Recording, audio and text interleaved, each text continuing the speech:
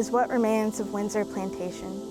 Located almost 9 miles west of Port Gibson, Mississippi, the house was built using the labor of enslaved black people from 1859 to 1861 for Smith Coffee Daniel II, a plantation owner who had 6 kids with his cousin and died at 30 of probably tuberculosis or something just 1 week after it was completed.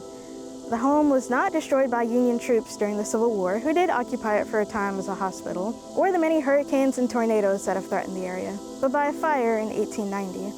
The story goes that a guest in the home dropped cigarette ashes onto debris from ongoing repairs. They weren't able to put it out in time, and soon the whole home was engulfed in flames.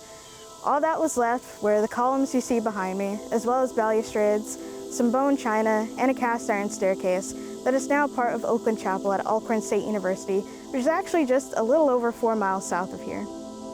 The Windsor ruins were placed on the National Register of Historic Places in the 70s and recently underwent stabilization. The columns are really big, but aside from the columns just being like really big, the drive to get here was honestly just like really spooky. Just like a lot of winding roads, a lot of overhanging trees and like kudzu, and just, it was a lot. But I'm not here to talk about some ruins, although they are pretty interesting. In October 2023, I made a video telling a butterfly effect-like story about a band from Vicksburg that got caught in a tornado that led me to find the local DIY community in my adopted city of Jackson. That band was Burning Windsor, which draws its namesake from the ruins behind me. And by the way, that video is required reading, so to speak, so if you haven't watched it, pause this one and open the link in the description in a new tab. I promise it's much shorter than this video. Play it on 2x speed. I'll be here when you're done. Also, I wrote a longer piece with more in-depth research on my website, jacksonunderground.com, but that one's not required. Either way, watch the other video and come back here. All done? Hi, welcome back. Sorry, I couldn't wait outside, it was getting hot. Like I said, it's been a few years since that video. When I made it, I'd only been to 2 shows total. Since then, I've lost count how many shows I've been to. I've been talking about the scene on my podcast, Running My Mouth, interviewing local bands and musicians for my publication, Jackson Underground, and photographing shows on Instagram at Jackson Underground. I even started making music myself. Even though a lot has happened since I made that video, it didn't really gain that much traction. In early March 2026, it only had 44 views. Most would consider that a flop, but I wouldn't. In the middle of last year, there was some renewed interest in a different set of videos that I made that I can't really talk about because a certain company would get really mad if I did. But either way, I was checking my DM requests on Twitter, which I don't really use anymore. In my requests, I saw a months-old message from one Dustin Thomas. Dustin, you may remember, was the vocalist for Burning Windsor and was interviewed about the infamous tornado. I was devastated because the account was practically empty, and it was highly unlikely that he was using it anymore. This was during one of the many waves of people leaving Twitter in droves because of the Elon Musk of it all, but he did leave his phone number. So I left him a text and waited for a month, but eventually he did get back to me. I tried to schedule something, but after a few messages, I didn't hear back. I thought that was that, and 8 months would pass before I would hear from another member of the band, Meredith Spencer, who left a comment on my initial video. Thankfully, it only took me a day to see it, not months, and after his daughter reached out to me on Twitter, I passed along my email. From there, I was able to be connected with Nate Wright as well, and from there, a reunion was scheduled. After getting some help from a friend, we scheduled the interview. After nearly 3 years, I am deeply delighted to present to you all the story of Burning Windsor. Before I get into all the questions, Nate told me this is the first time he's seen you in 15 years. How does that feel? It's an interesting, it's kind of a surreal thing. It's almost like no time has really gone by. I feel like we've all gotten a little bit older. A lot of questions myself to ask and stuff later, and just how life has been. But yeah, it feels good. It feels right, you know. I think the best place to start is from the beginning. So, how did Burning Windsor come about? When did that start? I was in a band, and Dustin and one of his friends from Washington State, we kind of ran into each other at a friend's house. We met through other musicians in the area for Vicksburg. So me and my friend Michael White, he was from Washington State. That's where I was originally from. We were in like punk, hardcore band at the time there. I'd moved out to Mississippi, as that's where my family had moved while I was finishing high school in Washington State. So I moved out there to be closer to them, and then Mike came out so we could start playing music together. And then for Vicksburg at the time, most of the musicians kind of like ran in the same circles and groups of friends. So Louie lived in the apartments that me and Mike White had lived in. And so they met, and then we went over there, saw their band, a couple other bands that were in the area. I think that's when we met the guys from like Buzzardstein. They were kind of like a doom metal, and then the band you were in at the time, they were like The more follow like through, yeah. the follow through, doing like Seven Dust kind of. Yeah, it was kind of like that. Yeah, kind of like that. But we kind of just hit it off. Meredith heard kind of what me and Mike were playing at the time, and then we just kind of went from there. And the band that I was in didn't have the drive or what I wanted to, was trying to do. And then Dustin and Mike, needed another member. And so we kind of did, fast forward, we had a band called One False Move, right? And then that kind of just played like it should have played, like it ended. And we started Burning Windsor, and we had a drummer that wasn't as dedicated as we needed, because we rehearsed a lot.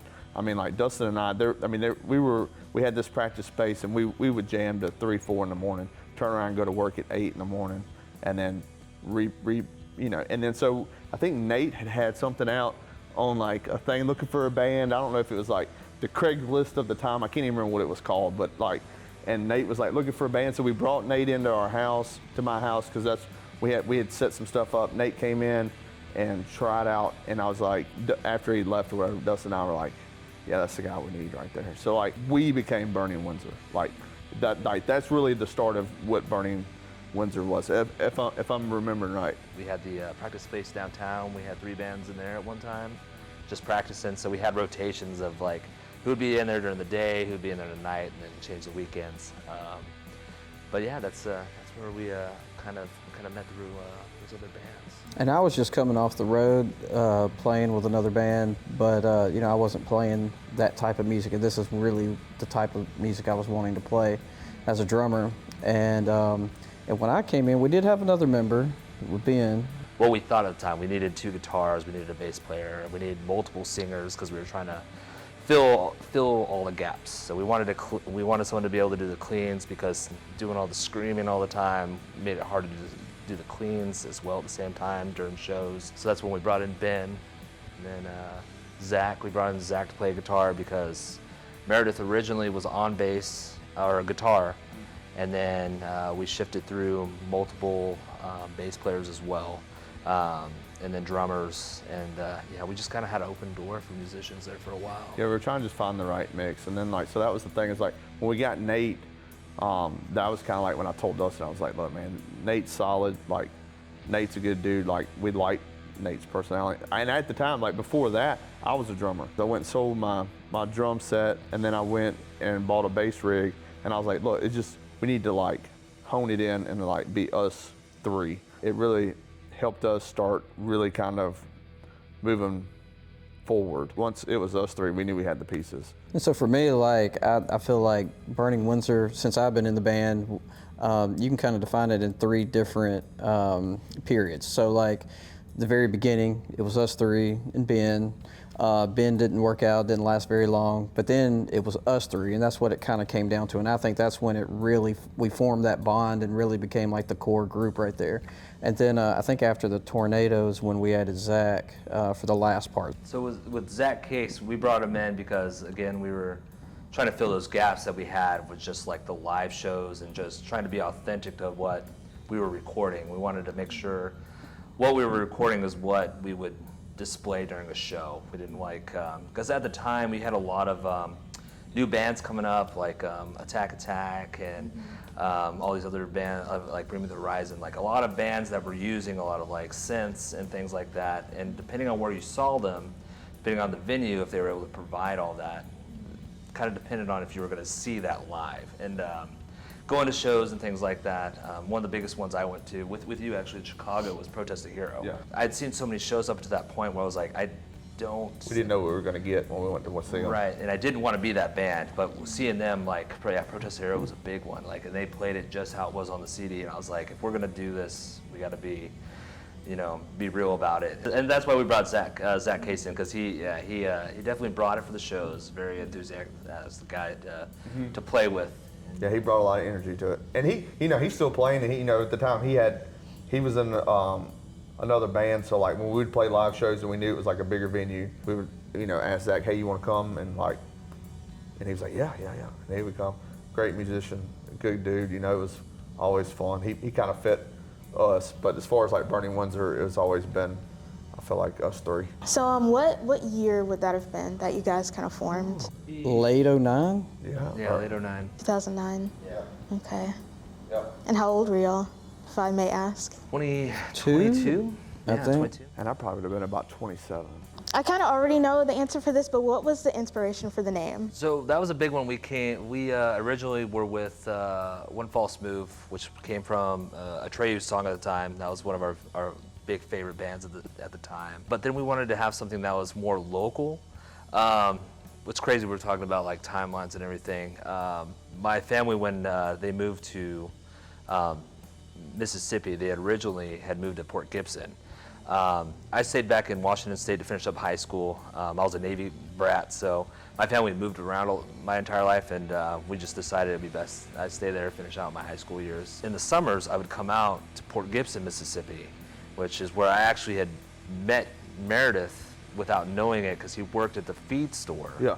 And I had got... Because I was from Port Gibson. So I had ran into him during the summer because he was back from college at the time, and with Carolyn, and gotten hay from him for my parents' house, and didn't know it at the time.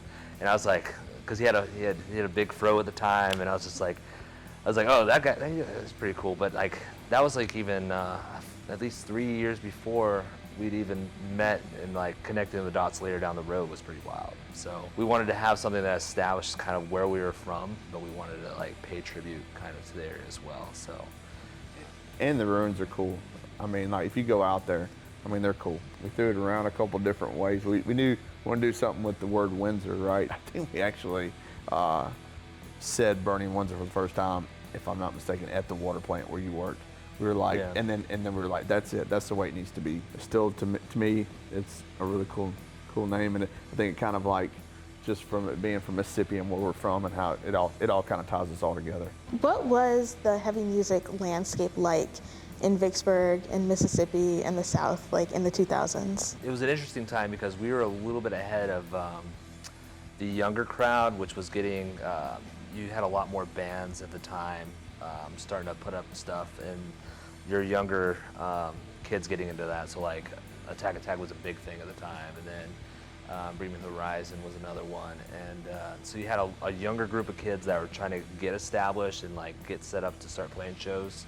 And then you had the older crowd, which we had a lot of doom metal at the time in that area. A lot of sludge and things Grindcore. like that. Yeah, a lot of that. I think Mississippi still at that time was still kind of living through the grunge era, kind of, which was kind of wild because like I feel like it was kind of behind. And like that's the thing too, is like it wasn't like you could turn on a radio station here and hear Thrice, or turn on a radio station and hear like Atreyu or whoever it was. It was like, if you didn't have XM radio and when did XM, like we would listen to like, yeah, XM, yeah. But like people around here, they didn't really get to hear some of those bands, I don't think. And then like when we would play shows and stuff, it was crazy because like a lot of people don't know, like a lot of the bands that we like opened for that were bigger, like Fuel, like we opened up, like we're nothing like Fuel, right? And so like when we opened up for them, it would take us one or two songs, and then the crowd would be like, oh man, these guys are like, they're like killing it. And then they would give us the energy back, So like it was kind of tough because like a lot of bands like weren't doing what we were doing in this type of area. Now there were some good ones like out of Memphis, like Egypt Central. We did play with Delta Gun here. Delta Gun was good. Yeah, they were good. I wish they'd stuck with that. Yeah, and they were kind of like up. They were like more like punk. So there were some bands that were like that did kind of some stuff. It still wasn't as hard is what we were doing. So, but it was cool because there was, I mean, like we opened up for like Eyes Around in Monroe. They're nothing like. You know, I mean, metalcore was like kind of becoming a big thing. Like that's kind of what was, you know, a lot of the younger kids were listening to at the time. And then like here in Mississippi, you know, we were kind of one of the ones more within that genre, that scope of music. Zach came from a group called Bloodstein, and you know they were pretty heavy, but I think they mixed like some rap and some other, like more of like a southern metal type of deal with that. And it was cool, little different style. And then like I think Shadowcast was one that we used to play with some, but they were a little more alternative, kind of like a Seether type of deal or something like that. But our style was a little different. I do know in Vicksburg there was a high school band. They were young, and they were pretty good. And I still keep in touch every now and then with one or two of them. So in Vicksburg, you know, there was that young group, and it was cool because like recently, or a few years ago, the drummer of that band actually messaged me on Facebook, and it was like, man, you inspired me to do this and that, and that was cool to hear, you know, to see that, you know, you were doing something in a place that didn't have a lot of, you know, that type of music coming out of it, and so to be a, you know, a part of that was kind of cool, knowing that you inspired some other kids. So. But there wasn't a whole lot going on. We really had to leave the state or leave the area kind of to find that. You know, we'd play a show in Arkansas and Memphis. Yeah. We played at the New Daisy, and at the time that was the place to play. Like if you were headlining the New Daisy, like you were doing something. And I can't tell you how many times we headlined. And we made some good friends with it. Heartbreak Cells, remember them from Memphis? You know, but like he was saying, like when we opened for Fuel, you know, totally different genre of music there. The cool thing was, like, you know, we got to open for them, and everybody was mostly there for Fuel, right? That's what they listened to in the 90s, early 2000s. And they were more of an alternative rock type of deal. And then we went up there, and, you know, we were destroying the stage up there. And then everybody, it took them a little while, like you said, a couple songs to kind of like, you know, figure out that, you know, we are a little different, but they started to get into it. And so by the end of our set, like, we had the whole crowd right there. They were like, and we even super had excited. Something else that was one of the coolest things, like Fuel was out back, and they were like on their tour bus. And when we started playing, I think their manager actually went out there and got them. Was like, you got to come see. And then their manager came out and talked to us later too. We outsold them in merch that night. Like he's like, that's pretty impressive for like an indie, like, you know, underground type band too. Because he asked us, he came up, he said, how many t-shirts you sell? How many CDs? Because he was wanting to know. And I was like, so I was telling him, I was giving him the rundown. He's like, dude, y'all outsold us on merch tonight. But that was another thing about like our style. To me, it's hard to kind of, you know, pinpoint or put us in a box, I guess, because, you know, I think we all have a little bit different backgrounds, but we have a lot of similarities and things. You know, you could find metal in our music, you could find punk, hardcore, you know, like it's kind of just a fusion of all kind of different genres. And I think it kind of sets us apart a little bit. It was really hard to find another band like us. And what you find like on From the Ashes, that CD, you could see some of that in there. But we were writing new music, and the stuff that we were writing, I mean, it was really good. So to kind of go into that, tell me about the recording and the writing process for From the Ashes. You already sort of mentioned that a lot of that was written early on, but kind of go into that. Yeah, so a majority of that was initially done with me and Meredith with one false move. We restructured some of the songs as we went, just to fill in again with certain musicians leaving and coming and going. So things changed up with a majority of those songs as we went along with that. And then once we got into the recording, we established most of that with Jonathan Beard. Yeah. At the time, I was working at a water plant, so worst schedule ever. We're Friday through Sunday, working Wednesdays, 12-hour shifts during the night. So. The only good thing about it was that you a lot of time to write. So I'd take my guitar in, I'd write some things over the night, and then during the day we'd go in and go practice them and situate that way. And our routine was, like I was telling you, it was like, I mean, really when we were really getting at it, I mean, I can remember weeks on weekend we were only getting 2-3 hours asleep at night. We were constantly writing, constantly jamming, trying to perfect it.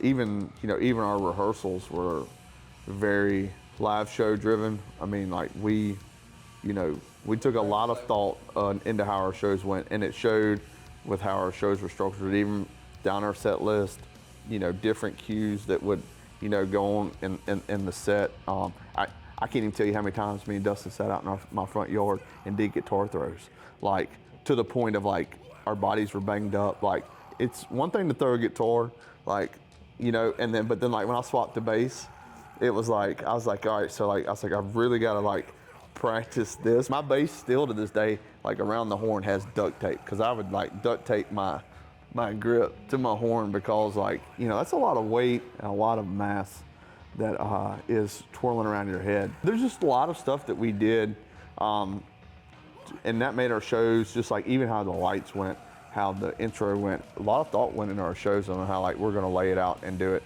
to grab the audience, like, hey, like, and then going off their feedback, like that song's too early in the set, we need to put it here, because, like we said, like sometimes on some of the shows we played, to get the crowd to, because, it's not like they've ever heard us. So it's like, and we didn't play cover, like we maybe do one cover a show, maybe. We were strictly, we're gonna play our stuff, and we're gonna make, we're gonna put it to you the way that it was meant to be put to you, and then hopefully you will like it. That was the cool thing, like we played so much and we toured, like you kind of knew when you were kind of doing it, and like you would start seeing some of the same people. You started getting a following, you could feel it, you could see it, like, because it's like, you're always gonna have like your 10 or 15 friends there, but like when you're playing a show and you look out the daisy and there's 500 people there and you don't know but 10 of them, then you're starting to, like, then that like you're starting to do something. Practicing wise was wild. I mean, we do it at the power plant because I was working there, and then when they have weekends off. But then We had a lot of spots that we were practicing. But we at a catfish joint where one of our bass player at the time, we went and practiced there. And so I mean, because I had quit at the water plant so we could start playing more shows on the weekend, because that was really holding us back. It was a great job, I was making good money before it, but that's not what I was wanting to do. So it was like, and that was after the tornado. So after the tornado, I quit the job, quit at the water plant, so we didn't have a spot then. So in our original place that we had a falling out with those bands. They would bring people in. We ended up going to a pawn shop where we'd buy instruments and found our stuff was there.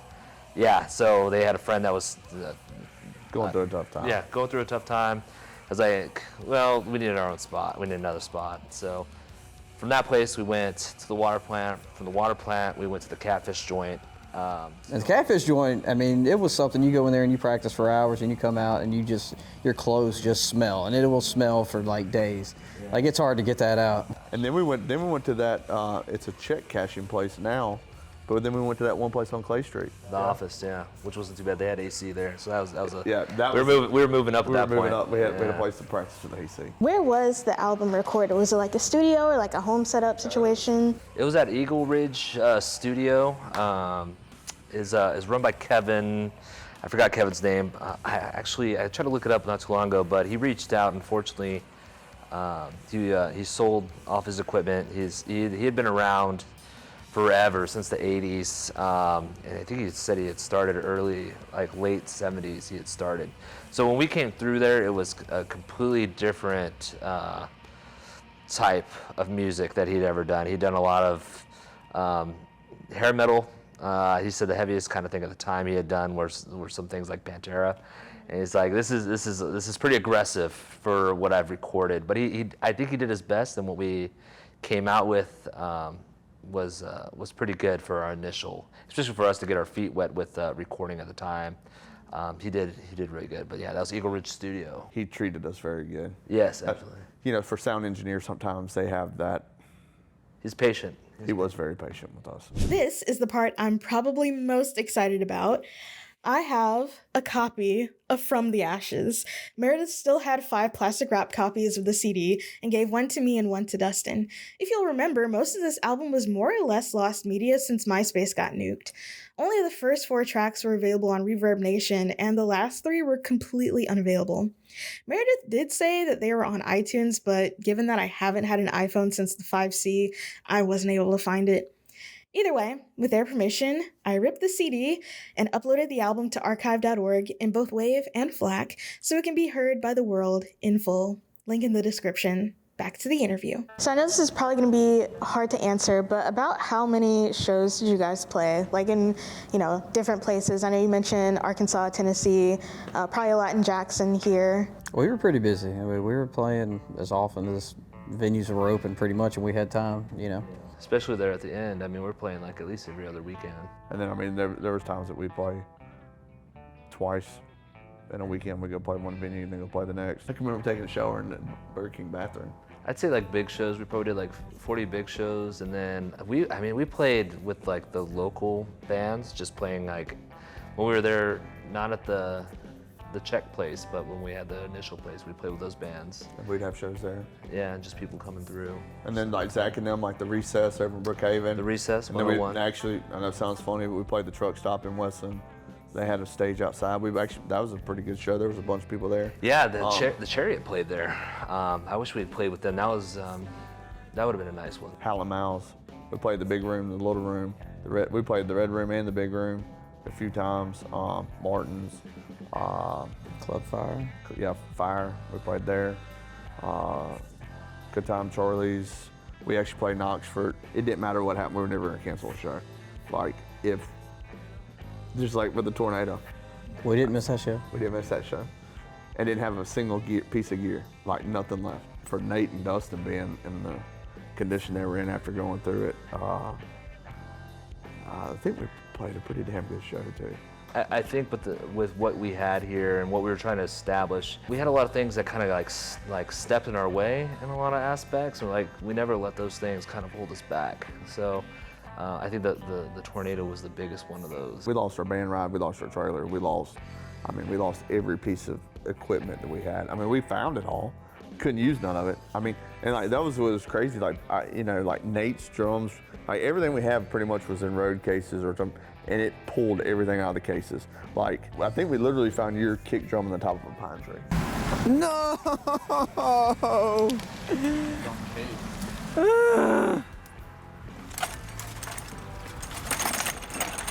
You don't mind if I throw it around a little bit? Yeah, I mind. You know how much that cost me? We salvaged what we could. I mean, like for a small band, like that didn't have like a huge budget, that was pretty. You're sitting there and you're just like, what are we gonna do? We're all really driven individuals, and something like that I don't think was ever gonna really stop us. So I guess now is a good time to talk about the tornado. You guys were traveling from Vicksburg to Memphis, is that correct? Right. So did you guys know the weather was gonna be bad? No, and people ask that all the time. Like in Vicksburg, Jackson, like everything was clear. And I mean, it wasn't like we had the Weather Channel on. It was, I didn't know there was bad weather. Somebody mentioned something that it might rain. So I had texted a friend of mine that was in Memphis. I said, hey, how's the weather up there? And they said, sun's shining. I was like, okay, same here. And I remember we were loading up into the Beast. Meredith was already in Oxford at his parents. So he got to miss the whole deal.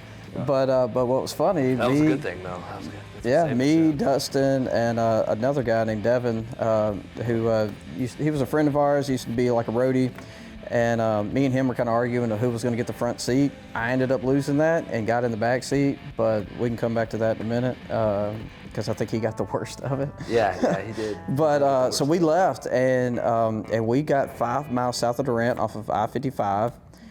And it just got dark like really, really quick. Like it was raining.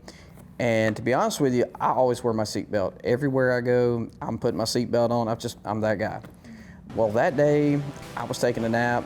I was laying down in the back seat, and I wasn't wearing it.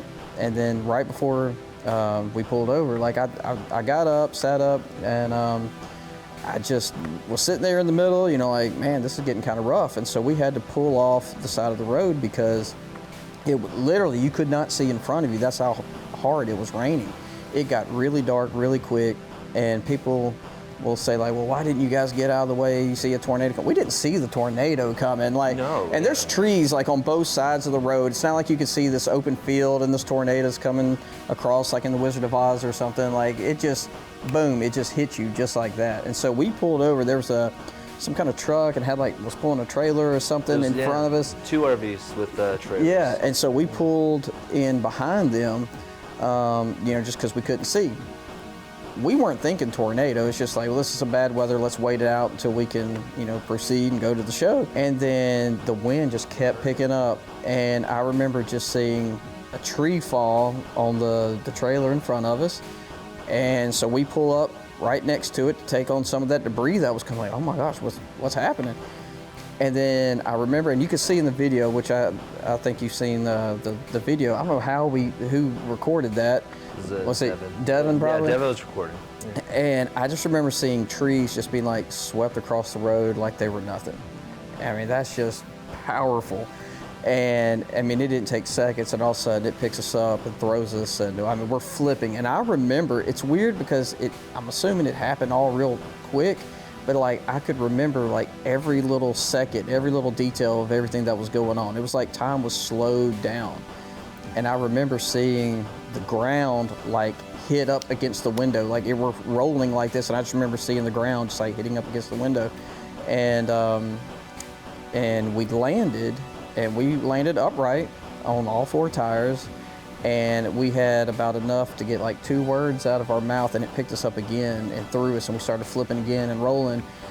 And fortunately it stopped and we landed upright, and he was kind of hunched over on the center console, and then the other guy was kind of hunched over too. And my first thought was, they're dead. Like, my friends are dead. Like, I was so worried. And you know, I started checking my body, seeing if there was like anything, you know. And then I heard some groans, and I was like, okay, they're at least alive. And it was crazy because like I said, I wouldn't wear my seatbelt, but I stayed in the same position I was when we started flipping. I didn't move. I should have been thrown out of there. And so that was insane. You get out and you're all discombobulated because you're like, what just happened? And because you didn't see it, you just felt it. You were in it. And then you walk outside the vehicle, and like the trees are gone. You're facing the other side of the road than what you were coming. Like you're just confused. Like, what is this? And those RVs are like right next to you, and they could have squashed you. Right, the RVs are these big, huge RVs are like upside down and in the trees, and like you know, our friend Devin, like he's got a gash in his head and his forehead and like bleeding, and then I started having some blood go down my face, and I was like, oh no, because I was looking at him and I was thinking like, that's what I look like, because he was missing like both sides of his nose too. Like, he had meat just coming out of his face because he had like that, I guess, the windshield and everything. That's why I said, like, when we were arguing who was going to sit up front, I lost and got in the back seat, and it ended up working out better for me, I guess, in that situation. But we got out, and you know, traffic was stopped for like miles. And time is such a weird thing because I don't know how long it took. Ambulances got there. People look at me and they look at my head because I had a cut up here and I had some minor ones, but they were like, oh yeah, you need to go get stitches. And my mind is thinking like, I look like this guy, you know, Devin, because, you know, he looked pretty rough. I mean, both you guys were in shock, and it was right. So initially, yeah, because we went through the ordeal. We're sitting on the trees. Devin Speak, he's in the front. He's like a little brother. He had actually taken my jacket and put it over his head. And so because you were in the back, you were talking, I couldn't really hear you because my ears were ringing. And so I look over, and Devin's sitting there with that hoodie over him. Yeah. And all I see is blood over there. And I thought he lost his head because the windshield was in on that side. And I'm yelling at Devin, and I pushed on him, and I was like, his head's gone. And then like he pulled the hoodie off of him, and he's just cussing. He's cussing. And I was like, oh, thank goodness. But both you guys were in shock, and you guys found the camera, and you guys turned the camera on, and like you guys were Yeah, going found a around, camera, and, like, started they're recording some stuff. They're giggling and like oh Yeah, this man, is we were in almost shock. this- And it I was- had taken off my shirt, and I like put it on my head, kind of because I was bleeding out the top of my head. And so I just had like my undershirt on, and like, and then the paramedics came, and they took me and Devin to a local hospital, and the line, I mean, like, it was packed. The ER was packed. My dad came up and met me there and was like, "We're not waiting around. I'm going to take you." So we went to Winona, their hospital, and he took me to the emergency room there, and I started getting stitches in my head. And about that time, I get a phone call from Meredith, and he's like, "Hey, man, just want to ask, but if we can get some equipment, you think you still want to play tonight?" and I'm like, "Let's go." So I told Doc, I was like, "Doc, you gotta hurry up, man. I got a show to get to." And like, I look nasty, and somehow I ended up being the first one there. I don't know what happened to you guys, but like, I ended up calling a friend, and he came and picked me up and took me down there. Again, we have nothing. I have no drums, no guitars, nothing. We had one Schecter. Yeah, and then that was like, so broken, I yeah. get there, and I check. It was that we were actually playing the New Daisy that night, and we check in, or I walk in, and I talk to the guys, and everybody turns and like looks at me because I'm wearing this white shirt. It's got blood on it, blood on my face, mud and stuff everywhere, and I look rough. And then, and so I'm like, "Hey, Burning Windsor's here," you know, and they're like, "My God, like, what happened to you?" And I had to tell them, long story. Well, there was a band that was playing that night, and they said, "Well, we're gonna play our set. We'll leave all our equipment on there. We'll get off. You guys hop on and just use our equipment." And so we got to play the show that night. And the ironic thing is, I kid you not, the name of that band was called After the Storm. Like, that's crazy.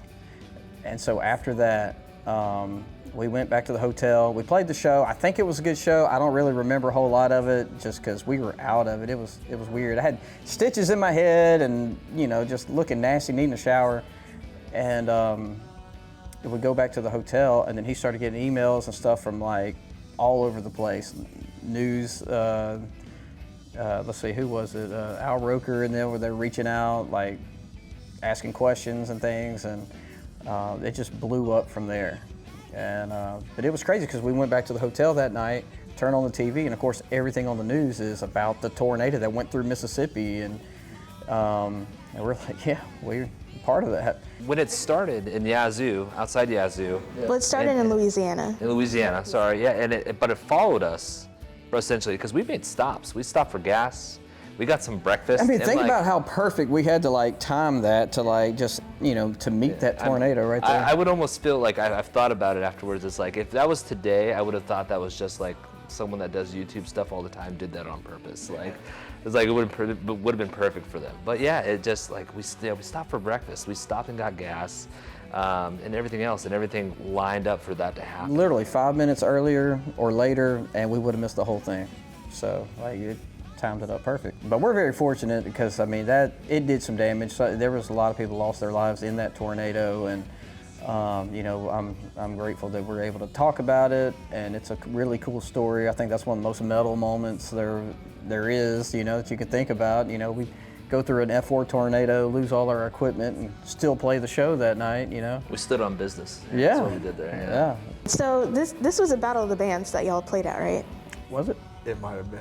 I don't remember. No. This one wasn't. No, this was not Battle of the Bands. No. Yeah, that was a show. That was just a show that we were on. Yeah. The guys from what was that band?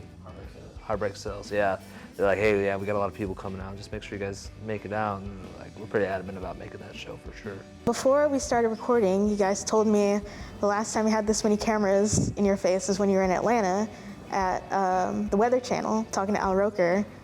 Tell me about that. Yeah. So like I said, I guess his people messaged us. I think he talked to Dustin through email, asked us if we could come up to Atlanta for an interview, and I think initially it was like, hey, you know, I want you guys to go to Guitar Center and like play something. We're gonna record it and maybe do something live, something like that. Yeah, we had to go in and do. They're like, if you could, because we've heard the music, do something a little bit lighter and record a song Yeah, for if you us. could like write a song or something that's a little bit, you know, something that we could play on. Yeah, it's a little more TV friendly, yeah, right? So we did that. Yeah, and so we were like, okay, so we had a Honda Civic, and then we had another car that we had, and we just loaded up and drove out to Atlanta. And so we met up with a meteorologist up there named Sherry, and she worked for the Weather Channel, and she kind of took us around, took us out to eat, and just made sure we got checked in our hotel and did all the things. And she took us to Guitar Center. And so we go to Guitar Center, and they have a stage set up inside, and it's got all this equipment. It's got, you know, your amps and guitars and drums and microphones. And so we go up there, and they're like, all right, guys, play the song. We're not going to do anything live, but we're going to record this, and we're going to play it tomorrow on the Al Roker Show. I'm like, okay. And so we go up there, and we start to play, and we finish our song, and then like the owner of Guitar Center comes up on stage. It's like, Guitar Center appreciates bands and what they do and what you guys are doing, and just to let you know, we're gonna give you all this equipment that you're playing with right now. We're like, wow. So they gave us all the equipment for free. Tornado rolled the ride, lost their Jeep, their trailer, and all their gear, and still made it to their gig in rock and roll style just the other night with the help of some other musicians. So from the musicians of Guitar Center, it's my privilege and honor, all the gear that's up here that you guys have checked out is yours to keep playing, to keep making music. So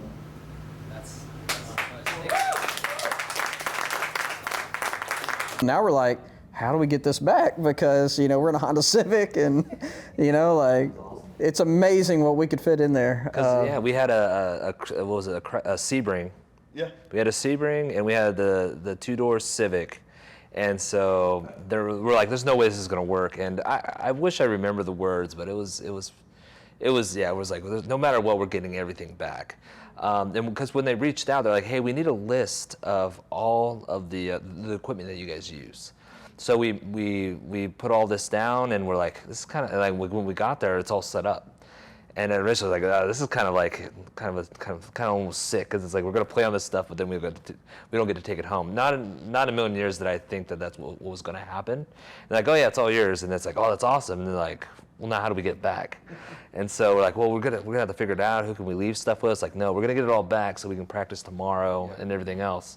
So we put that seat, the driver's seat, all the way to the front, and we got a drum set, bass cab, guitars, and everything. Unreal. Yeah, shout out to Guitar Center. Thank you guys. Yeah, that was awesome, because it helped us to continue to do what we wanted to do and love to do. And so we did that with them, but then like we had to get up super early the next morning to actually go on the Al Roker Show.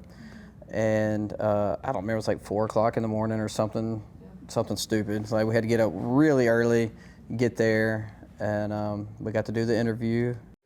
And earlier this morning, we introduced you to a small town rock band that got caught in the same powerful tornado that destroyed Yazoo City, Mississippi last month. The group Burning Windsor was on its way to Memphis when it happened. They recorded the entire experience on video, including when the tornado picked up their SUV, tossing it off the road. After surviving, they were inspired to help other victims from the tornado outbreak. Well, Burning Windsor joins us live from our Atlanta studios to tell us about their experience and the benefit concert they helped organize for tomorrow.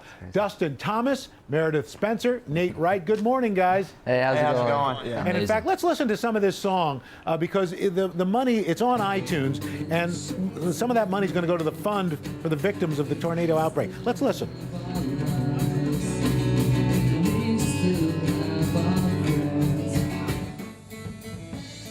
Hey, now, you guys have several bands playing at a concert tomorrow in Vicksburg. It's a benefit concert. Tell us about that.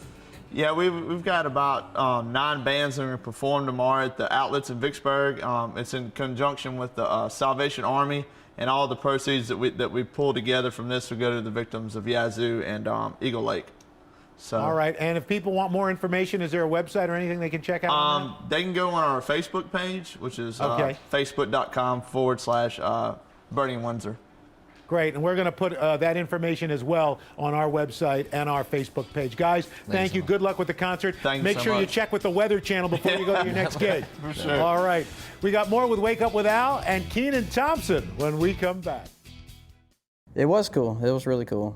And there was papers, you know, doing write-ups here in Mississippi about like, hey, this band from Mississippi is going to be on the Weather Channel, and that's when things really took off. And so it was just us three in the band at that point, and you know, we were making a name for ourselves and started to grow a following. But like once the tornado happened, just because of the publicity of, you know, everything, like we really took off, and we started having a lot more interest in what we were doing. And you know, we were getting in newspapers. We had radio interviews from like Canada and all kind of places. And so we had an entertainment attorney at that time, or around that time.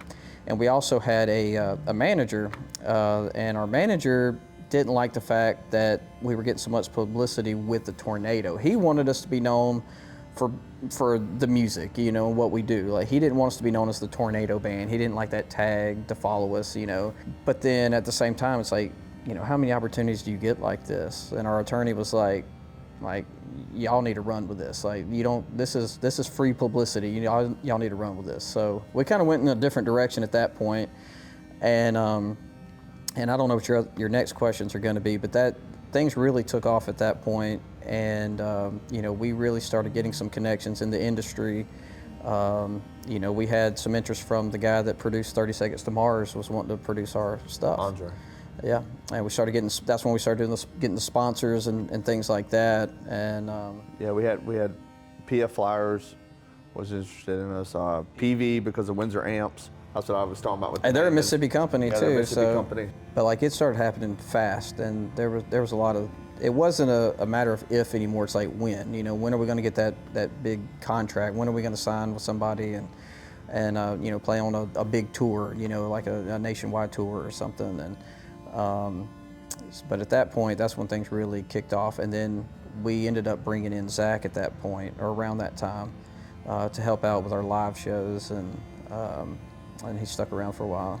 You got all this publicity, you know, and hearing you guys talk about it, Burning Windsor was something you put a lot of effort into, but from my research, I couldn't really find much after like 2010, 2011. So how did things kind of, I don't want to say break down, but how did it kind of fizzle out? Well, just to set up kind of an accurate picture, like we were young for one, and then two, you know, we really grinded for a long time. Meredith was the only one that owned a house, and we lived with him. I mean, he had kids, he had a wife, and like trying to just balance everything. Like it was stressful too. Like there was a lot of good times, but there was a lot of stress involved because we all wanted something. We all wanted the same thing, but at the same time, everyday life, the things that everybody was in a different place at that time, you know, mentally, or, you know, just, you know, relationships, and there was just different things, different dynamics within the band that just kind of, we got to where it was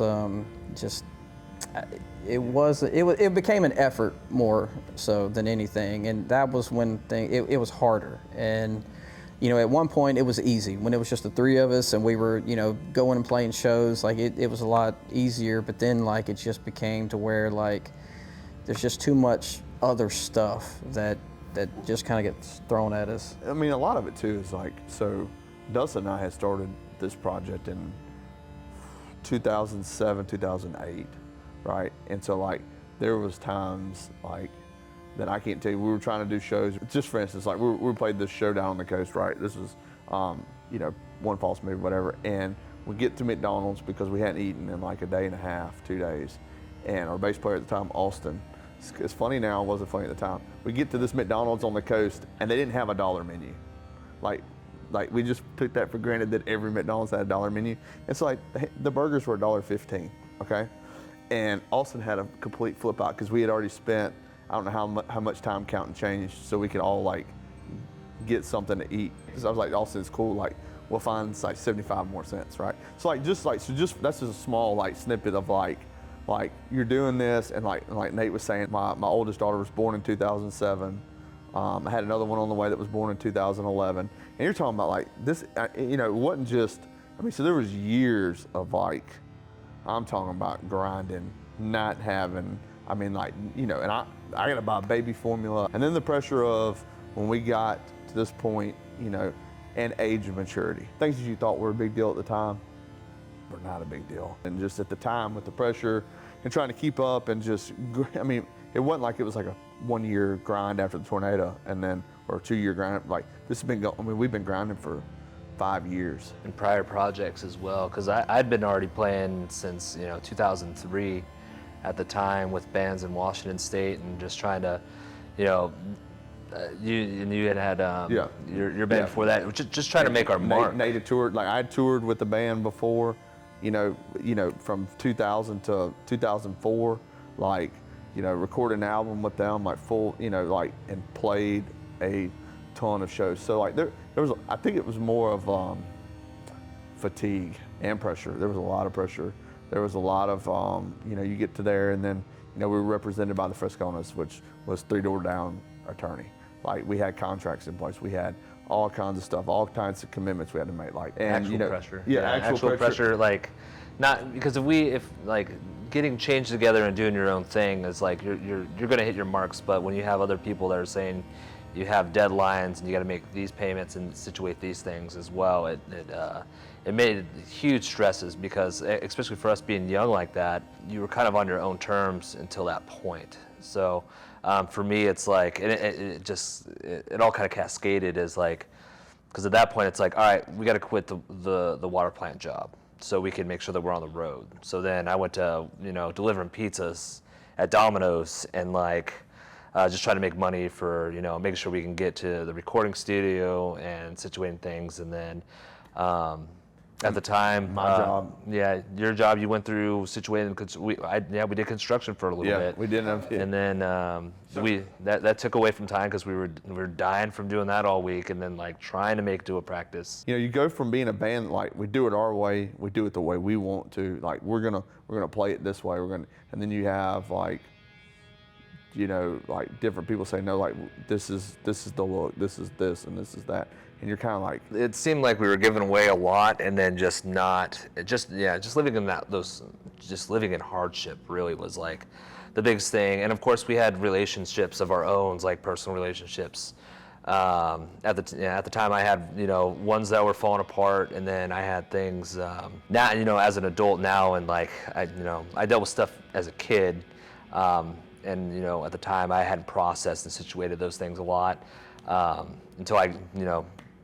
Even past, you know, Burning Windsor, I went to counseling and stuff afterwards and dealt with those things, and I'm in a better place. But I had a lot of catalysts, you know, that came from that and caused a lot of issues personally in a lot of aspects. And that was the thing is like at the time we were like brothers, but also at the same time, you know, at the time when we grew up, you didn't really like deal with like feelings and stuff like that. It was a lot of like holding things in and stuff, and as you're getting older, because at the time, you know, for me, being 22, going on 23, I was like, I'm getting old. Like, yeah, you're getting at that point too. Like Dustin's saying, like you're at that point where like, all right, so like this is either it or it's not it because. And I wanted, and for me, I wanted to be in like, because I wanted to be in like almost the same position he was in. Like he's got a family and stuff, and I don't have any of that stuff. Oh, I mean, yeah, because I forgot, but like that around that time, like I had just gotten married and we had moved off. So now I'm like an hour and a half, 2 hours away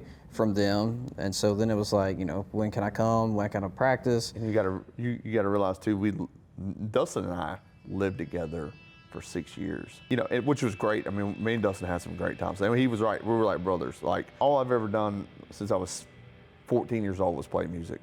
I started with bands. I started with older bands that like mixing their stuff at their practices. And like I've seen some like my whole family is musically talented. Like my cousin Lee H, he plays with the Chill. My other cousin Eric Hamilton has toured the whole world playing, like, you know, like I looked up to those guys, and that's always what I wanted to do. My uncle was a big time musician. He recorded albums and just You know, so like, this being said, like I've always had, and I'm gonna tell you, like after Burning Windsor, like there was a couple times I tried to do like a few things, but it never felt the same. And I'm gonna tell you, it probably wasn't 6, 7 months after, you know, we kind of ended our thing. I never did anything. I'd play my acoustic at the house. Like that was it. Nothing ever felt right. If I ever talked to anybody else, I've had people ask me to come sit in, do different things, and I'm like, nope, can't do it. Like it's not the same. There's a lot of stuff that still is not finished, that needs to be finished. It's kind of exciting to me because like I said, we like literally like Dustin and I and Nate, well Nate and I've talked some throughout the years, still wasn't a whole lot. Dustin, we didn't talk, but it's like cool to talk now because like I feel like there is still, you know, a lot of unfinished stuff that needs to be done. And when all this was going on, we were in the studio recording. Like when it ended, like I had my drum tracks down, bass, some guitars. I mean, there was just a few little things left, and it was one of those things where, you know, like you're so close to something, because and you know, our attorney was telling us, hey, y'all just get this album done. You know, it's a done deal. Like we're gonna get you guys signed. Y'all are gonna go on tour and do all this, and so it was hard to see it at that moment and how it just kind of unfolded and ended up being. And I mean, now, I mean, you look back and it's like some of those things, it's stuff you know, probably shouldn't have got upset about, or could have done something a different way.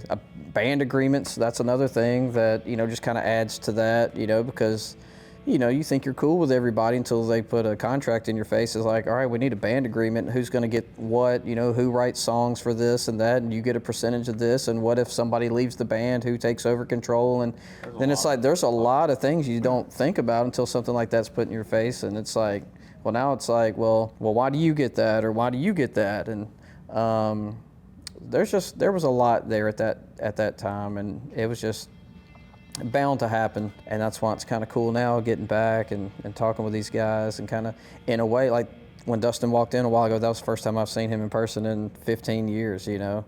But at the same time, it's like it feels like there was no time in between.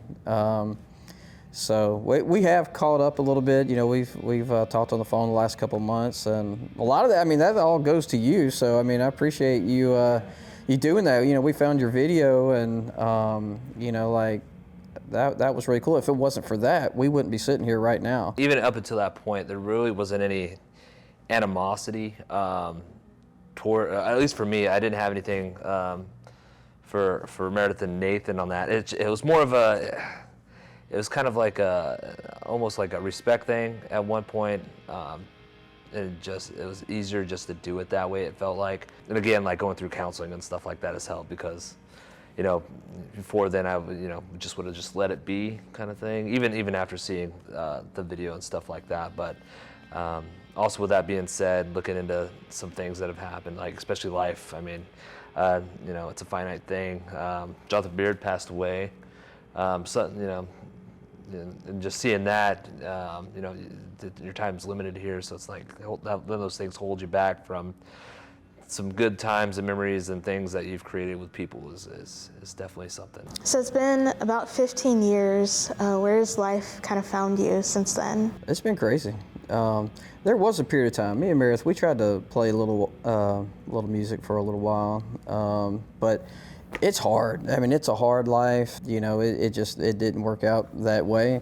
And I'd moved on from it, and I went back and I decided I was going to start taking online classes and, you know, go back to college and take some online classes, and started majoring in political science. And it's like, where's this going to take me? And so I've done a lot of things since then. I mean, I've worked in marketing, and I was a teacher and a coach at one point, and I sell cars right now. So shout out to my Kirk brother family out there. If anybody needs a vehicle, let me know. I can hook you up. I'm very active in my community. I live here. I live in the Delta. I live in Greenwood. Never thought I would live in the Mississippi Delta ever.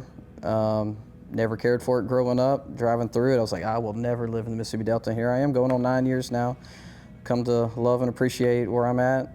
And I've got 3 kids. That's nothing. I didn't have kids when we were together, and now I've got 3 kids. And you know, just raising them and going to ball games and stuff like that. So like, just doing the dad thing. I always was, grew up on a farm and stuff too, so I was always able to weld. I've been able to, and so like I took off kind of with that. After that, I went and traveled and welded all in the Northeast, even all the way out to Washington State, Oregon. I welded out there, Montana, and then I kind of got hooked up in running piping projects. Started working nuclear power. Dustin's stepdad works nuclear power. My dad worked nuclear power, so we kind of knew that. And I started running projects in nuclear. I was on the road just as much as I was welding as I was with the band. And so, like, you know, wanting to get out of that because I had two girls. I have two girls, and so I was never there when they were younger. I didn't really get to be around them until Madison was probably 10 or 11. She's 19, I'm fixing to be 19 now. So I took an in-house position at Grand Gulf Nuclear Station about 7 years ago. And I've been there ever since. Got off the road, started, you know, not that I was never the dad, I was always there for them, but I just wasn't always there. And so I have been with them, which is a blessing. So I have two girls. One of them's going to college next year. She just graduated. They both play competitive softball. Actually, Mallory's probably playing right now in Baton Rouge. Madison's going to college on a softball scholarship. So just raising them and, you know, trying to be a good husband and father, you know. Wasn't always that, especially with doing the things that we did, but, you know, you don't get time back, but trying to make up for it a little bit. Yeah, after I left Mississippi, went to Illinois for a little bit. Tried to do a couple things, kind of the same thing. Like I just couldn't, I couldn't play with other people just because it just didn't feel the same. You put so much work into something, it's just like I can't do that again. But shortly after, I joined the Coast Guard. I think after the tornado, helping people out after that, after me went to the hospital with Devin and all that, and helping people out, it really kind of set forth what I really wanted to do. With music, I think that's, why I wrote music was to help people out and let people understand that they're not alone in the things that they're doing and other people are feeling the same way. And so I thought the best way was to go out there and try to assist people. So I joined the Coast Guard and I went to California again, try to do music out there again, and just couldn't get a group of people and then get the mentality right to do that. And then I bounced around California to Hawaii, Michigan. Now I'm down in Louisiana, in Houma, Louisiana, inspecting boats now, and picking up the guitar a little bit more. Yeah, now that I've gotten to hold these guys, but I've been all over the place. It's been a great ride with the Coast Guard. I've enjoyed it. Quite the adventure. Been able to help out a lot of people. Staying away from tornadoes, that's for sure. Yeah. How did you guys find my video? That's how I found it. So it was, I'll tell mine and I'll let Dustin tell his. So it was kind of crazy because it was in February and I was working an outage down at Grand Gulf. So I was on night shift working 12s, and me and one of the guys were sitting around. He was talking about something about tornado or something. I said, man, you don't know anything about a tornado. I was like, let me show you some stuff. And so like I YouTubed, Burning Windsor tornado.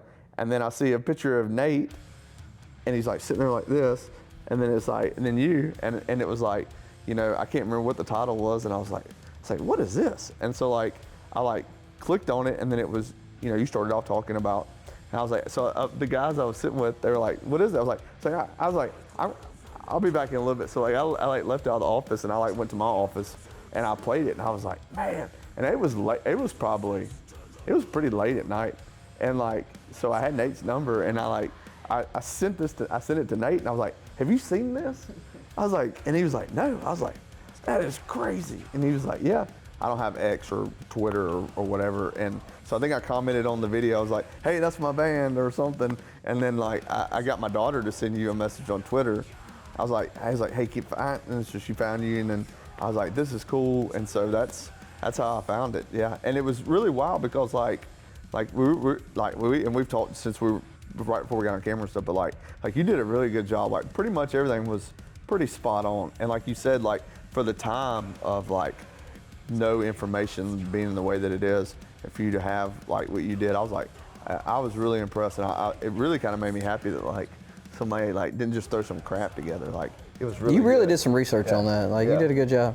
And and then come to find out, Dustin had found it way before we did. I mean, like a year ago.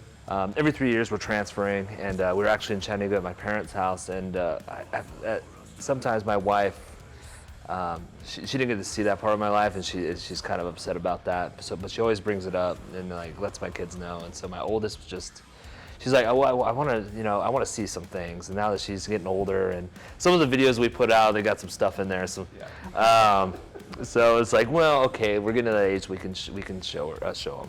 And so we watched one, and then I saw yours, and it had like with Nate on the side of it, and I was like, I don't know what this is. I was like, so we clicked on it and we watched it, and like, yeah, just to see it out of nowhere, and then to watch it for the first time, especially with my kids there, and then seeing them being, surprised by it and like impressed and everything.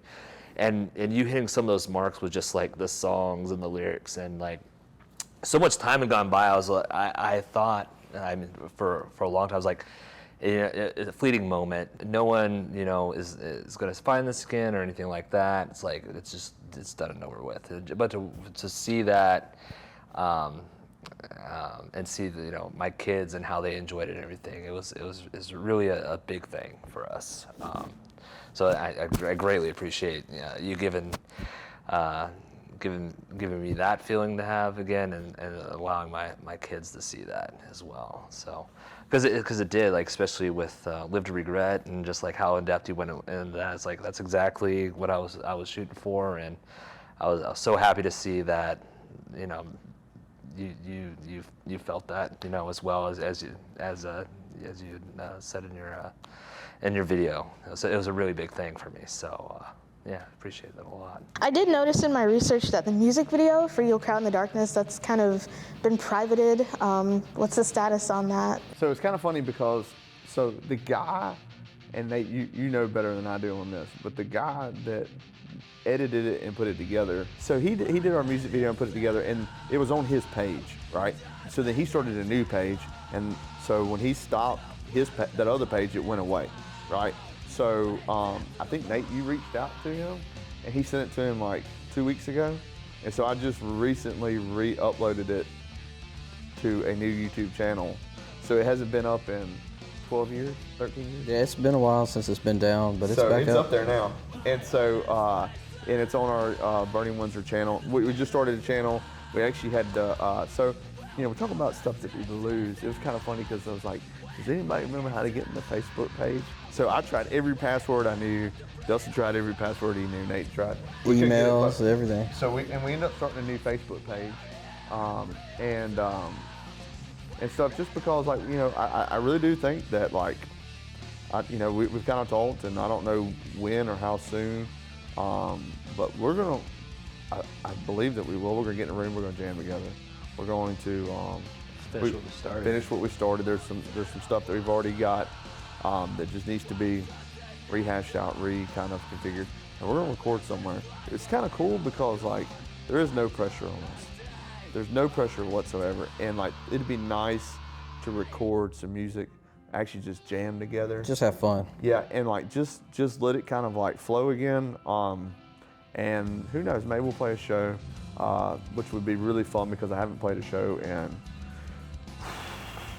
since the last show we played. I haven't been back on stage since, and some of the shows that we played were pretty intense. Some of the shows, really good crowds, really good pits, really good, things, and like that, like nobody can understand it, but like that feeling, there's not another feeling like it, ever. I don't think there's any type of drug or alcohol or anything else you can do that even comes close to what being on stage and feeling that energy, especially when the crowd's in it, and so I hope that we get to. I don't even care if it's 10 people there. Still think we can do it. Still think I know we can. There's it's kind of funny. So, like, since I left my bass amp over at Nate's house 12 years ago, And like, I was telling Carolyn that like 3 years ago or something, I was like, I wonder where my bass is. I had my bass and I had my acoustic, and I play all the time at the house. Like, just not like I'm not saying I've never played music, it's just not out. And I was like, I wonder where my bass amp is. I was like, I have no idea. And like, I was scrolling Facebook and Nate had posted something, and like in the very back corner, I could see my bass amp. And like, I reached out there and was like, is that my bass amp? And he was like, I think so. I'm like, yeah, it's my bass. So anyway, long story short, like, Madison had something up in Starkville, and we went up there for a visit, and I stopped by Nate's house and grabbed my bass rig, and I brought it home, and I was like, man, Nate was like, I don't know, like, if it worked, like, you know, I'm like, I hope it works. But anyways, I pull my bass out of the closet, like, I plug it up and I turn it on, and it's like, brrr. I'm like, oh. I reached out to my friend Louie, and I was like, hey, Louie, you know anybody that works on gear? And he was like, I think Adam Rogue works on gear, which he used to be in the band room that we should share band rooms with. And so like, I was like, do you have his number? He sent me his number, and I reached out to Adam. He was like, bring it to my place. I'll work on it. Just leave it with me. And so I needed one speaker, so I ordered a speaker. He put my speaker in. He redid all my contacts on my bass. He went through my amp and cleaned it out. He's like, it was really dirty. And like, he cleaned, put all the and now it works great. And like, I've been jamming in the room, like just to our stuff, to other stuff that I used to, you know, that I liked, you know. And it's kind of funny because my girls are like, wow, like, you know, because they see me play my acoustic, but like, you know, my acoustic stuff's just like, you know, just like whatever, you know. And they were like listening to some of the stuff that like I was playing bass to, and they're like, that's kind of crazy. The energy and the stuff that we used to write and the stuff that we used to play, it definitely got you going. Yeah, I especially with some of the stuff we wrote that we're unable to finish and stuff. I think a lot of it, still the things that we were writing about still correlates and defines a lot of things that are going on in the world now still yet, and I think a lot of people would have the same feelings about that as well. And I think, you know, with the time that's gone by as well, because I've written some things here and there, but just the changes in the experience of like going through life, and then like again, like hitting bases with like your time is limited here, and then like how you spend it, and then like raising a family and seeing like how things change and the friendships that you've had, and you know, the things up to this point that, you know, kind of define us who we are now. I think we got a lot of. There's a lot to write about right now, where the world is and everything else too. There's a whole lot of stuff that hasn't been said that needs to be. Well, Meredith, I know you brought some stuff with you. I think you had a poster printed out. I did. Well, Nate actually has one framed that he had at his house. But yeah, so it's kind of crazy. I don't know why I haven't before today, but I've been kind of busy. But like, so I have an external hard drive that like had all kinds of stuff on it and I was like, I didn't really remember what was on it, but I was kind of hoping it would still work. But yeah, I had just some stuff that was kind of cool. Yeah, that's the poster. But like, I just had my printer sitting out beside it, so I was like, I printed out. I still have the poster saved. There was all kinds of photos from shows that people took and sent to us. So that was like the poster, and then like there's Nate. I think that's at Howlin' Mouse. I found our T-shirt logo, which I was really pumped about because I didn't know where that was. So still got our T-shirt logo. I was telling them I found full-on practice. We recorded a lot of our practices because, like, you know, like when if you're writing or if you hit something that you liked, or, you know, we'd have it and we could go back and listen to it, and then we could listen to how we played it. We were kind of ahead of the time, so it's kind of what we were talking about too. Like, we were doing video blogs before people were doing video blogs. So I'm glad we have some of that stuff. That's why we got the tornado video like we did, because we were just like, hey, this will be good footage. Let's record this tornado. Well, I mean, it wasn't even at that point. It was like, oh, this is just bad weather. We'll put this on the video, and then like it ends up being a tornado. It was. Oh, and if you watch the video, you hear some music in the background. We're listening to like the radio or something. Like, it just cuts off. Like, we didn't turn it off. So if you hear that, like, we didn't push stop or anything. Like, it just cut off on its own. I tell you, it was even like, so like, I was in Oxford, like we were talking about, and like, so Dustin called me and was like, man, he was like, we lost everything. A tornado came through, picked us up, threw us, and I'm sitting there going, I was trying to herd him. I was like, so I get off the phone, right? And Carolyn was like, what's going on? I was like, I don't know, man, some straight line wind or something. like barely blew the vehicle off the road. I don't know, Dustin's freaking out. So like, 'cause that's what I thought, right? And 'cause it was staticky, so like I couldn't really hear. And then like my dad was there and he was like, no. He's like, there's a tornado and it's on the ground. I was like, holy crap. I was like, I had my Civic up there, right? And so my dad had a truck. And I'm like, Dad, where's your truck keys? And he was like, over there. He's like, what are you doing? I was like, I'll bring your truck back. He's like, where are you going? I was like, I'm going to get my buddies. And he was like, you're not taking my truck. And he was like, you're not driving towards the tornado. I was like, I don't care. Like, I'm going. Like, I'm going to get my buddies. And like, I got my dad's truck, and he was like running out the driveway after me. And like, I took off, dude. Like, I freaking flew down there. Like, and I even like, and the traffic was backed up because they had shut the. I mean, like, it had. Yeah, you came down the shoulder. I went down the shoulder. Dude, I probably drove down the shoulder like 5 miles. Freaking went across the median through where the tornado. I don't know how I didn't get stuck. Like, cause I was coming south and they were coming north. So like I had to come across the median. I went like where the tornado, like I don't know how I drove through that crap to get to them. Like, and like I was still trying to herd Nate and Devin together because they're videotaping and they're wandering off and they're like, oh, you're bleeding. It's like, oh, you're bleeding too, man. And I was just like, get over here, sit with the stuff. And because that shock was real deal. And then you guys headed out, and then I thought it was. Because at first I thought it was like, oh yeah, okay, because you don't even you don't think because where I was, it was like sunny outside, so you're just like, oh well, and then as I got closer, I was like, then panic kind of set in because I was like, man, I hope that it was a real deal, just helping people because I went and helped people out of those RVs. So they just left their people because they couldn't get them because they're on the side. So the first room of the car we went and looked at, because they were towing a car. It didn't look like it was being towed, but it was smashed underneath the RV. And we're like, well, whoever's in there's dead. Like there's no. But luckily it was being towed. But yeah, the other people couldn't get out. They were trying to break the glass on the RVs, and then there was like an older lady. They had her on a stretcher, and yeah. But I don't know what happened to everybody. I mean, I hope everybody was all right. Yeah, it was good to be able to, as things were, but to also help people out that were stuck there. It was good. It was good to be there, not be hurt. Because for me, I came out unscathed, and it was an interesting time in life for me because everything was going on, and at the time, I'm not like a really religious person or anything like that, but I was trying to reach out and I needed give me a defining sign that we need to be, what do I need to be doing and stuff like that. And that was kind of it at the time for me, is and I think this kind of coincides with what happened with the band as well, is that was a partial moment for me, is to really start looking at is this what I need to be doing? I'm putting so much into this, and it's just we have all these things happening, and then a tornado happens. Is this the wall? And that's when things started to really swell and build up for me.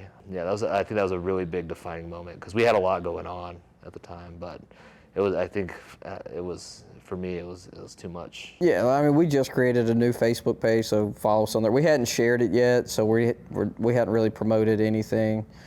So this is kind of the first time, kind of an introduction, letting everybody know that we're still here, a little different than what we were, but we'll see what the future has in store. Don't rule anything out, but like Meredith was saying, the main thing is right now just no pressure, have fun.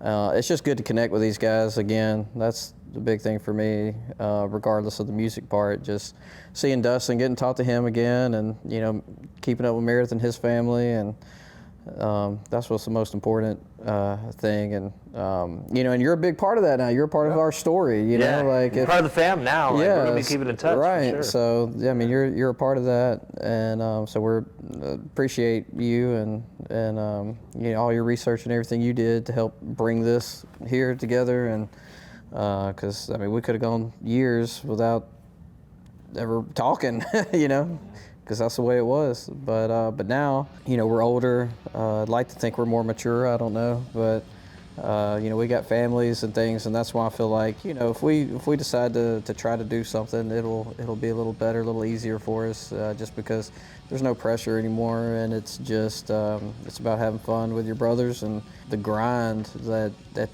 this business calls for. Like, you have to be with each other so much. You have to work at your craft so much, I've seen them laugh, cry. I mean, me and Dustin bled together, in a tornado. But that's one good thing I think that happened to us. I mean, the grind, and this is something that we talked about. Like, when we meet up with other people and they're like, when they're writing or they're doing stuff, they're writing this stuff that they never even went through. A lot of the stuff that we wrote, and a lot of stuff, the reason that the song sounded the way they did, or they had the heavy drops, or is because that's what we felt. And so, like, that's one good thing about our music. We never try to do anything that anybody else was doing. Like, of course, things you listen to like influence into kind of what you do.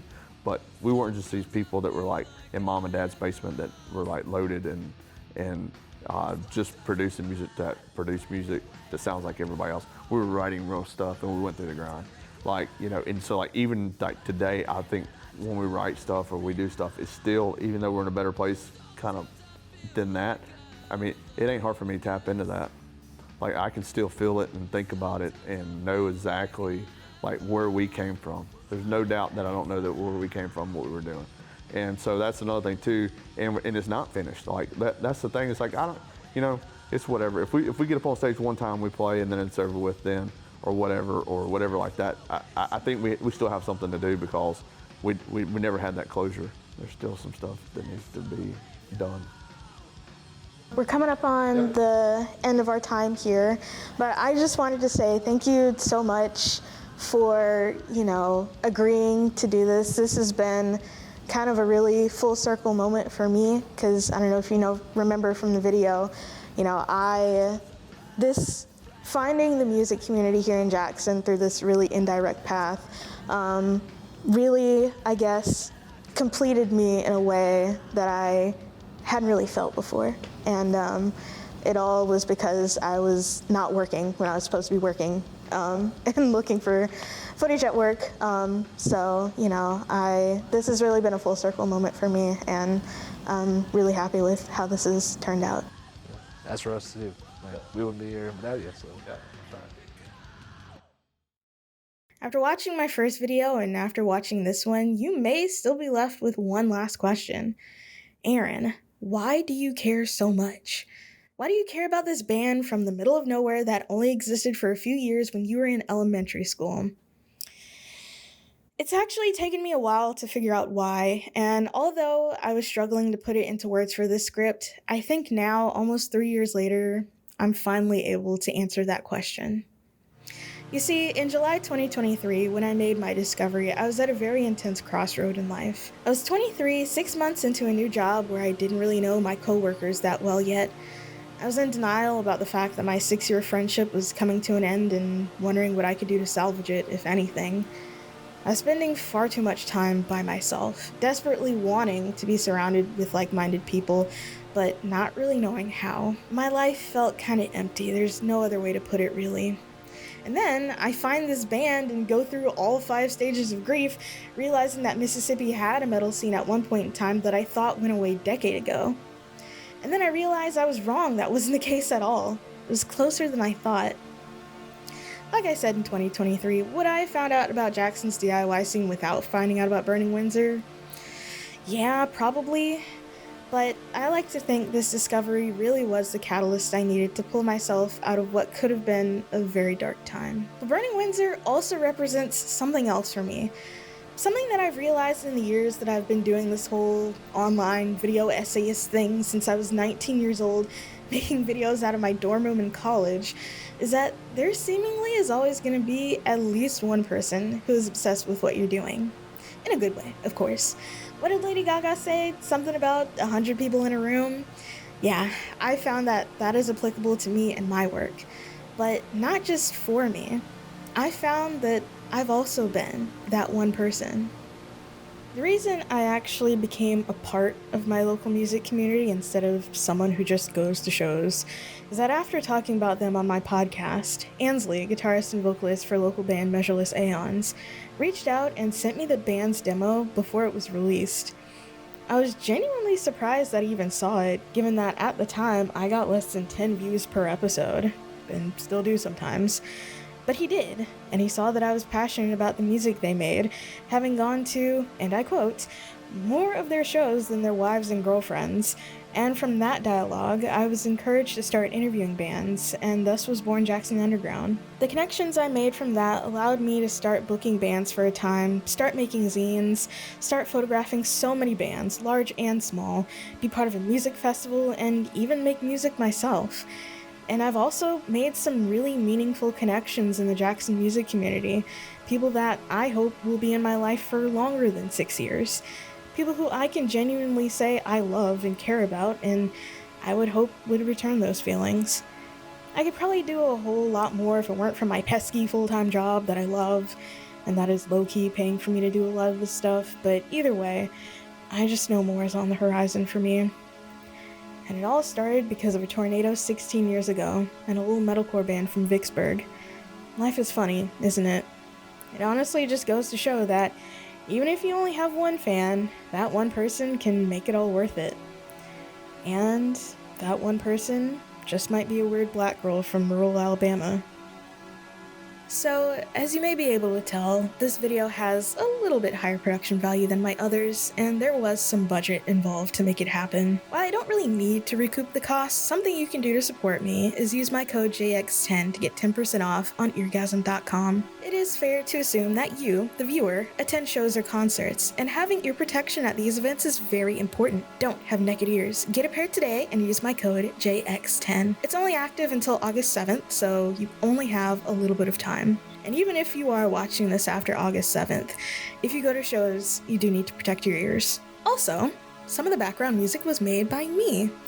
One of the good things to come out of me being in my local music community is that I also started making music, so if you're into haunting ambient synth, then check out my project, Alexzeena. I have an EP out on Bandcamp and YouTube. I don't want to make this video longer than it already is, but I did want to say that all of this has been such a full circle moment for me, and I hope you enjoyed watching it as much as I've enjoyed making it.